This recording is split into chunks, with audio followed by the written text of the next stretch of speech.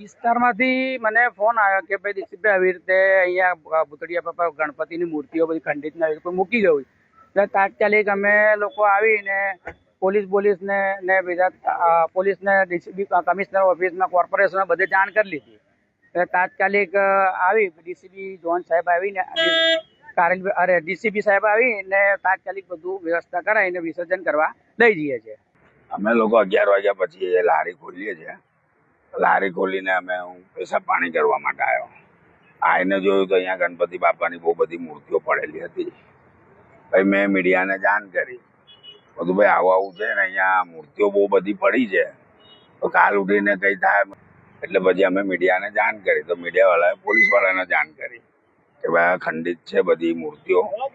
ગણપતિ બાપાને આવી રીતના પેશાબ પાણી કરે તો એ તો ના ફેંકાય ને, તો આ લોકો અહીંયા ફેંકી દીધી.